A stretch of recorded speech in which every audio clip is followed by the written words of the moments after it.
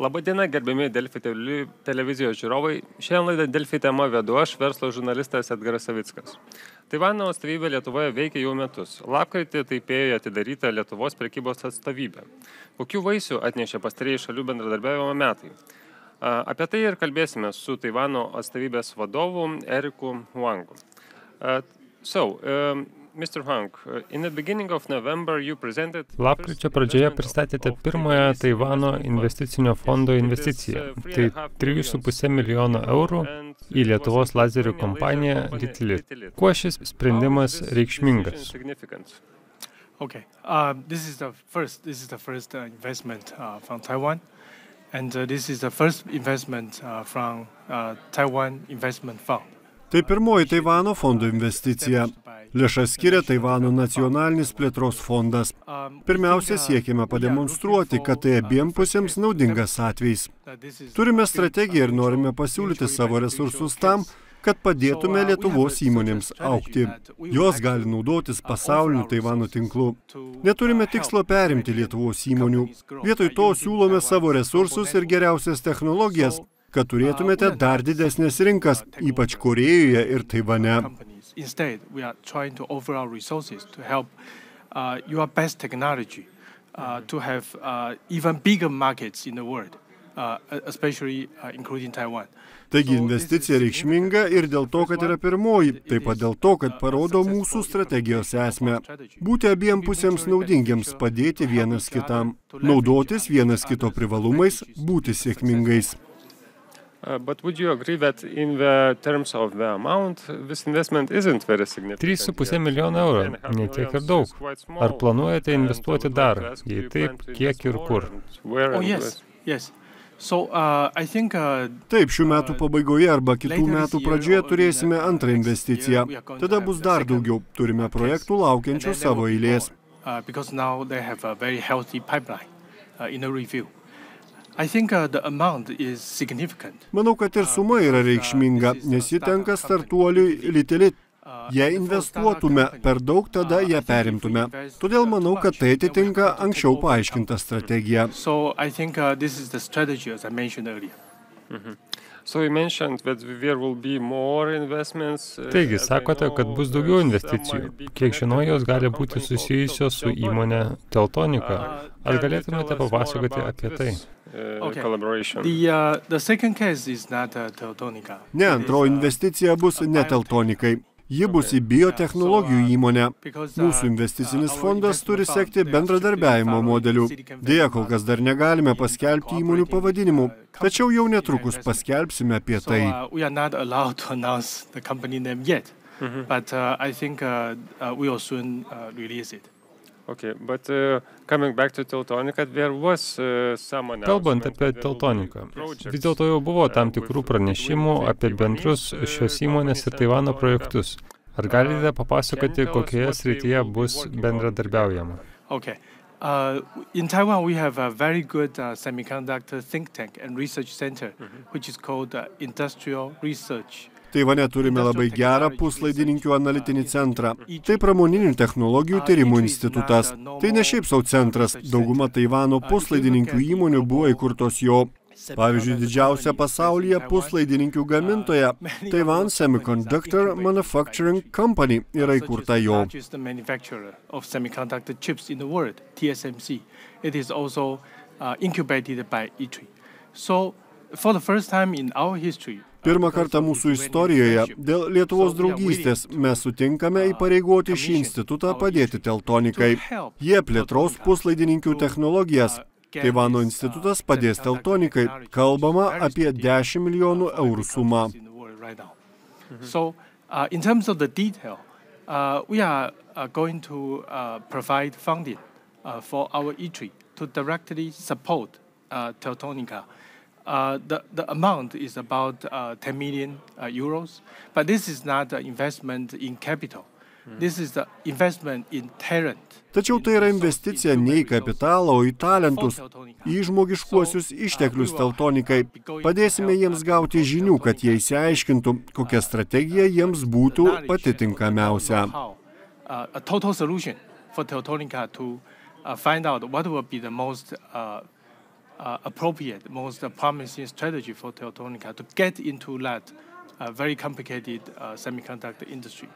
And so our help will help Teltonika to find the best strategy, and we are going to help Teltonika to fine-tune that strategy.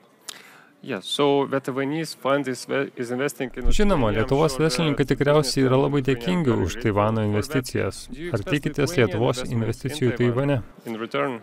We welcome, but you know, we have two funds. The first fund is for the investment in capital. Turime du fondus. Vienas yra investicijoms į kapitalą 200 milijonų Jungtinių Amerikos valstijų dolerių. Antras siekia milijardą Jungtinių Amerikos valstijų dolerių. Tai paskolų fondas. We are now focused on implementing the two funds because we think it is very important, it is strategic. We do not pay too much attention at this moment to attract the Taiwanese investment into Taiwan. Šiuo metu daugiausiai dėmesio skiriame šių dviejų fondų panaudojimui. Manome, kad tai svarbu ir neteikėme tiek daug dėmesio investicijų iš Lietuvos pritraukimui. Tačiau galbūt ateityje tai gali būti įmanoma. Po to, kai lietuviai sužinos apie rinkos galimybės, toks bendradarbiavimas irgi įmanomas. Svarbu, kad jis būtų organiškas ir naudingas abiem pusėms. Okay. So you mentioned semiconductors, another area of Minėjote puslaidininkius, o kita bendradarbiavimo sritis, kiek žinau, yra maisto prekyba. Ar galėtumėte papasakoti apie šią sritį? More about this area. Okay. In terms of food, each country has its own management system because it is the food that people consume every day. Taip, žmonės maistą vartoja kiekvieną dieną. Jau paskelbėme apie suteiktus leidimus importuoti maisto produktus, jūros gėrybės ir kiaušinius. Tai pradžia, atvėrėme rinką šiems produktams. So this is the beginning of Taiwan to open those specific products export to Taiwan. And the procedure has been the fastest. Procedūra buvo kiek įmanoma greita, nes kitoms šalims tai užtrunka kelis metus, bet Lietuvai truko tik kelis mėnesius. Dabar ketiname suteikti leidimus jautinai, galbūt ir kitiems produktams, jei Lietuvos įmonės bus suinteresuotos juos eksportuoti. Lietuvos ir Taivano vyriausybės gali dirbti kartu, kad sužinotų apie tokias galimybės. I think the governments of Taiwan and Lithuania would work together to find the possibilities. But so far, statistics has shown that Lithuania imports more from Taiwan. Statistika rodo, kad Lietuva iš Taivano importuoja daugiau, apie 92 milijonus eurų, nei Taivanas iš Lietuvos, apie 13 milijonų eurų. Kokios gali būti tokių tendencijų priežastys? I think one key reason is that what Lithuania import from Taiwan are key components. For Lithuania to manufacture higher value-added products. Svarbu pastebėti, kad Lietuva iš Taivano importuoja įvairius komponentus. Tai aukštos vertės produktai. Tuo metu Lietuva eksportuoja įvairias vartojimo prekes. I believe, in my initial understanding, most of them are computer chips. Those goods that are used in your production. So your company actually Kiek suprantu, Lietuva importuoja puslaidininkius, kurie vėliau naudojami jūsų pačių produkcijoje. Taigi jūsų įmonės gauna naudos, panaudoja tuos komponentus ir uždirba pinigų. Negalime žiūrėti vien į sumas, reikia analizuoti prekybos struktūrą. Turime padėti vienas kitam. So not only at the figures, we have to look at the structures. Of course. So it has been a year of working in Vilnius. Praėjo metai, kaip dirbate Vilniuje. Ar galite papasakoti, ką per šį laikotarpį supratote apie mūsų šalį, ar sunku dirbti su lietuviais? I think first I really appreciate Lithuanian friends' strong and staunch support for Taiwan and for me. Pirmiausia, norėčiau pasakyti, kad vertiname stiprią Lietuvos paramą Taivanui. Nuolat jaučiu jūsų draugystę, gerumą ir šilumą. Kinija pritaikė nelegalias, precedento neturinčias ir nedeklaruotas ekonominės sankcijas Lietuvai. Žinome, kad Lietuva yra suvereni ir neturėtų susidurti su tokia ekonominė prievarta. Tačiau taip pat turime parodyti, kad demokratijos turi padėti viena kitai. So we know that Lithuania are suffering from such economic coalition. But this is also to demonstrate that democracies can help each other. So Taiwan, before we establish this office, we actually do not have any agreement with Lithuanian. Taivanas prieš įkurdamas savo atstovybę Lietuvoje neturėjo jokių susitarimų dėl verslo kūrimo Lietuvoje. Tačiau matydami šią autoritarinę prievartą manome, kad turėtume daryti kiek įmanoma daugiau, kad padėtume vienas kitam.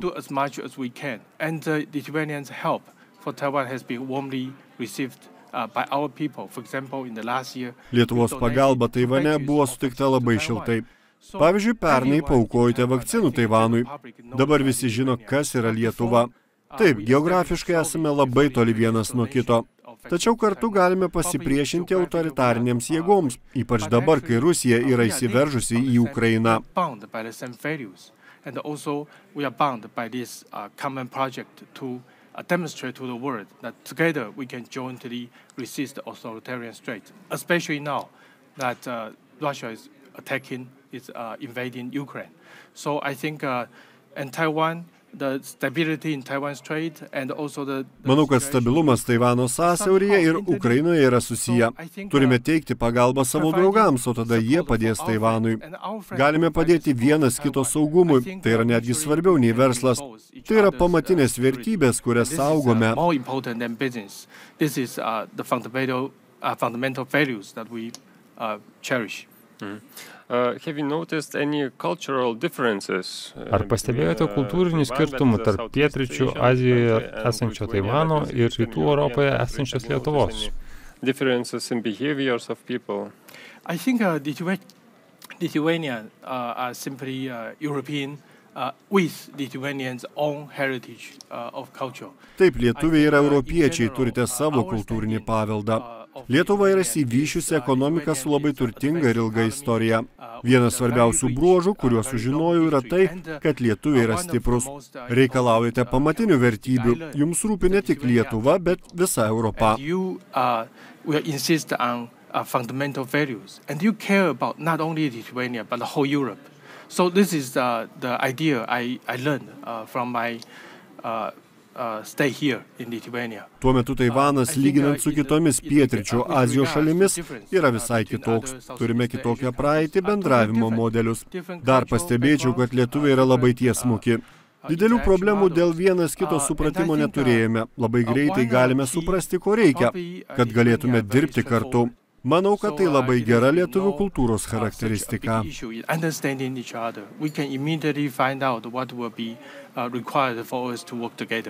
I think this is a very good characteristic of Lithuanian culture. I learned. Yeah, it's not the first time that I hear from people from Ne pirmą kartą girdžiu iš kitų šalių atstovų, kad lietuviai yra labai tiesmuki. Galbūt tai gali būti kliūtimi ateities bendradarbiavimui. No, I think if you look at the characteristic of Taiwanese people, Ne, nes taivaniečiai yra plačių pažiūrų, turime daug tarptautinių sąjungininkų. Iš tiesų, esame 21 didžiausia ekonomika pasaulyje. Augame. Nors Taivanas atrodo nedidelis, tačiau vertinant ekonominę galę, nesame tokie ir maži. So I think Taiwan is also looks small, but actually in terms of economic strength, we are not that small. So I think we are well connected to every country. Manau, kad esame susijungę su daugeliu šalių, su didžiausiomis Europos valstybėmis, su Jungtinėmis Amerikos valstijomis. Kultūrą suprantame labai gerai. Manau, kad gali kilti įtampų, bet galime su jomis susidoroti kartu. Probably people will face pressure, but let's face the pressure together. So I would like to discuss a difficult topic also. Norėčiau aptarti ir vieną sudėtingą temą. Kaip manote, ar artimiausiu metu tarp žemyninės Kinijos ir Taivano gali kilti karas? I hope not, but it is really unpredictable. Tikiuosi, kad ne, tačiau tai labai nenuspėjama. Jei pažiūrėtumėte, ką komunistinė Kinija daro, jie laužo savo tarptautinius įsipareigojimus Hongkongui, Uigūrams, o dabar rengia daug karinių pratybų Taivano sąsiauryje. Hong Kong, Uyghur people, and now they are doing a lot of military exercises in the Taiwan Strait. And of course, the international community have clearly understand this is a strait. Žinoma, tarptautinė bendruomenė puikiai supranta, kas vyksta. Turiu omenyje vakarų valstybių lyderius. Kinija rodo savo ambicijas, tikiuosi, kad karo Taivano sąsiauryje nebus, bet mes esame gerai pasiruošę ir mes ginsimės.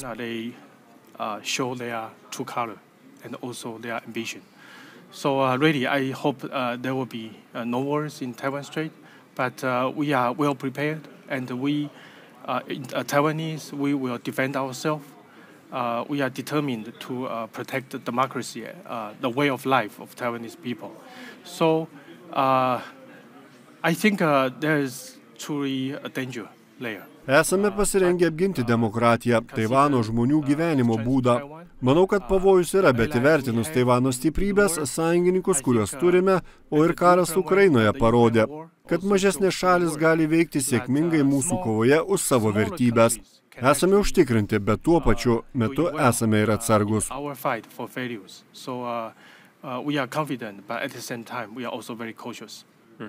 So last week we saw that Joe Biden met China's Praėjusią savaitę Joe Bidenas susitiko su Kinijos prezidentu Xi Jinping ir paspaudė vienas kitam ranką. Ką tai reiškia jūsų nuomonė? Ar gali pasikeisti JAV ir Kinijos santykiai? I think, national leaders shake hands with each other, right? So, and they have to manage their relationship. Lyderiai nuolat spaudžia vienas kitam rankas, jiems reikia valdyti savo santykius, bet mano vertinimu tai yra dabartinės padėties tąsa. Jei perskaitytume naują Bideno ir Harris nacionalinės saugumo strategiją, kuri paskelbta prieš 3 ar 4 savaitės, joje yra labai aiški pastraipa apie Kiniją. Rašoma, kad Kinija yra vienintelė konkurentė, kuri gali pakeisti pasaulio tvarką ir paversti ją naudingesnę autoritariniams režimams. Competitor that has such an intention and capability to reshape the global. Nepamenu tikslių formuluočių, bet raginčiau jūsų auditoriją patiems susipažinti su Jungtinių Amerikos valstijų prezidento Bideno ir viceprezidentės Harris nacionalinė saugumo strategija. Ten santykiai tarp Kinijos ir Jungtinių Amerikos valstijų apibrėžiami labai aiškiai. There's a very clear understanding of the relationship of US and China. Okay, so you said that there is risks and tensions in the Taiwanese Strait. Does this affect your country's development? Ar nuolat kylančios rizikos turi neigiamos įtakos Taivano vystymuisi? Mano pirmasis klausimas. Taip pat, ką tai reiškia Lietuvos pastangoms veikti kartu su Taivanu? To work with Taiwan. I think we have been coerced. Been threatened by China for over 70 years. Kinija mums trukdo jau 70 metų, tačiau Taivanas vis tiek auga, tampa vis stipresnis kiekvieną dieną. Pavyzdžiui, pagal bendrai vidaus produktą vienam gyventojui, remintis Tarptautinio valiutos fondo projekcijomis, šiems metams aplenksime Japoniją ir Pietų Koreją. Būsime pirmoje vietoje pietryčių Azijoje. Japan and South Korea as the highest in East Asia. And if you look at recent statistics, if you compare the GDP per capita of Taiwan, Atsižvelgus į perkamąją galią, Taivano BVP vienam gyventojui yra netgi didesnis už Švedijos ar Vokietijos. Taigi, turint omenyje, kad visą laiką buvome engiami, bet vis tiek augame, tampame vis stipresni. Taip yra dėl iššūkių, su kuriais susidurėme. we are still growing and become even stronger every day. It is because the challenge that we face. And our people, we never surrender. We will fight to the end. Mūsų žmonės niekada nepasiduos, kovosime iki pabaigos. Tai yra Taivano dvasia, verslumas, technologijos. Visi aspektai yra vardan demokratijos. Esame stiprus, nes nenusileidžiame spaudimui. Mes kovojame. It is because that we do not succumb to pressure. We fight. So the external pressure, in our old saying, is actually beneficial for our growth. So, also, Xi Jinping has been appointed for the... Xi Jinpingas taip pat buvo paskirtas 3 kadencijai Kinijos vadovu. Ar sutiktumėte, kad dabar jo šalis taps dar mažiau demokratiška? I think we observe that trajectory, that they are tightening the social the control of the society. Tokią trajektoriją stebėme jau kurį laiką. Jie vis griežtina socialinius visuomenės kontrolės mechanizmus. Pažiūrėjus, kas įvyko Honkonge, suprasime, kad tai buvo tik pirmas žingsnis.